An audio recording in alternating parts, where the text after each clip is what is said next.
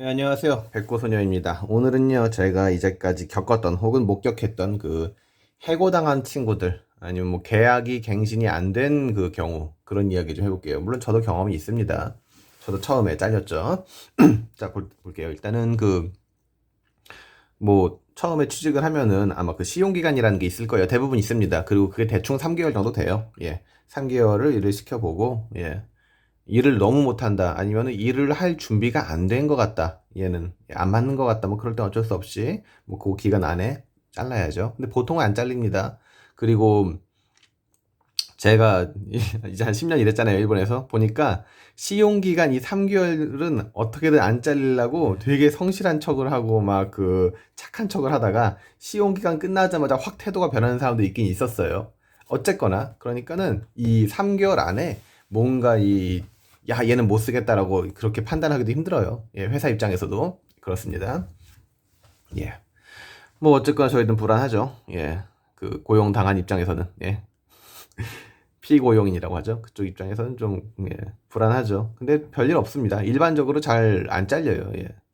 그러니까는 밑에도 써놨지만은 애가 지각을 너무 많이 하고 그리고 근무 시간에 뭐 1시간마다 10분씩 계속 담배를 피러 가고 근데 이 담배 피는 거까지는 괜찮은데 예. 뭐 근데 이것도 싫어하는 사람 되게 싫어해요. 그 상사라고 해야 되나 회사에서.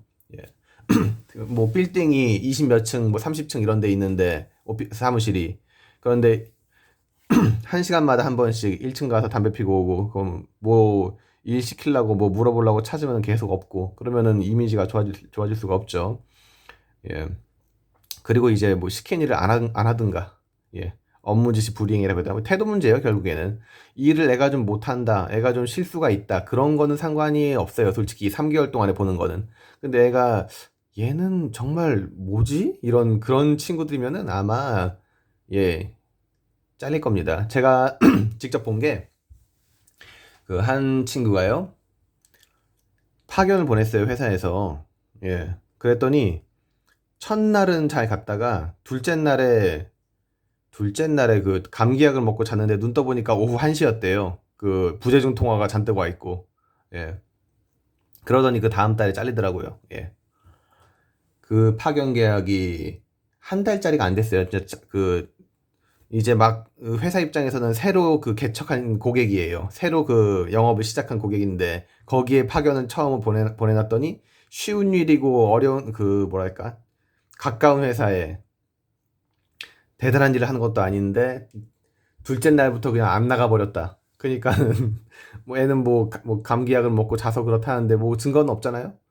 그러니까는 예 그냥 잘렸죠. 예, 그 친구는 잘렸어요. 예. 그리고 저 같은 경우에는 그 저도 그 뭐야 근무지 이탈하게 되나 화장실 되게 자주 갔어요. 예. 아니 진짜로 자주 갔어요. 그리고 나한테 딱히 시킨 일이 없는 것 같아 그러면은 그냥 휴게실 가서 앉아 있고 그랬어요. 처음에 그 현장 갔을 때. 예. 별로 일도 그 뭐랄까 현장에도 그렇고 회사에도 그렇고 애착이 하나도 안 가가지고 되게 좀 그럴 때가 있었어요. 저도 그래서 저는 잘린 게 아니라 그 계약이 갱신이 안 됐죠. 1년 있다가. 자 일단 다시 돌아와서 얘기를 하면은 저 같은 경우에 우리 회사는 계약직으로 1년짜리 계약이었죠. 그리고 파견을 나갑니다. 현장에 파견을 나갑니다. 그러면은 고객사는 우리 회사랑 계약을 할 때 1년으로 안 해요. 2달 써봅니다. 3개월 써봅니다. 이런 식으로 해요. 그 파견을 나간 그 일 자체가 뭐 3년 동안 하는 일이라고 해도 3년 계약을 안 합니다. 왜냐면 계약을 했으면은 일을 못하든지 간에 일을 잘하든 못하든지 간에 어쨌거나 그 3년이라는 계약 기간을 계속 해야 되니까 그러면은 이 고객사 입장에서는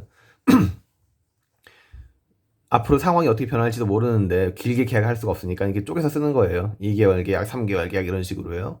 그러다가 제가 이제 뭐 화장실 자주 가고 뭐 근무 시간에 괜히 다른 거 뭐 자격증 시험 공부하고 있고 막 그러니까 진짜 그러면 안 돼요. 그럼 잘려요. 잘리고 싶으면 그렇게 하면 돼요. 예. 그러니까는 이제 요 시점에서 한 8개월 정도 시켜보다가 이제 계약을 갱신을 안 했죠. 예. 그럼 이제 저는 계약 갱신이 안 됐으니까 다음 현장으로 가야 되는데 바로 연결이 안 되니까요.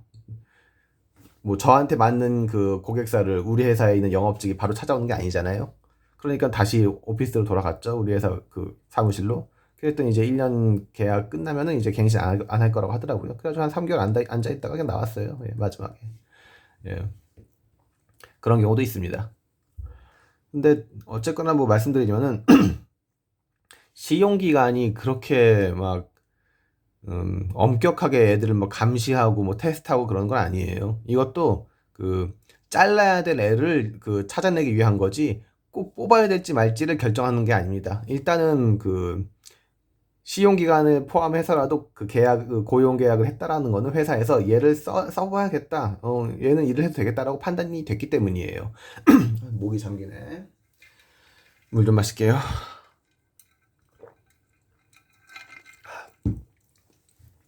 이것도 그 정말로 일을 하면 안 될 것 같은 사람을 걸러내기 위한 거죠. 예, 시용 기간이라는 건. 예. 그렇습니다. 아니면은 이게 본인의 탓이 아닐 수도 있어요. 그 시용 기간 중에 잘리는 일이 있다라고 했을 때 드물게 어떤 일이 있을 수 있냐? 회사 사정상. 예. 회사 사정상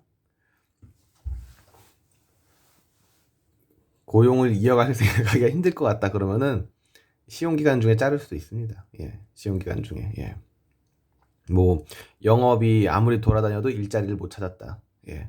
이거는 우리가 일을 못해서 그런 건 아닐 수도 있어요. 꼭 그런 건 아니기 때문에. 예.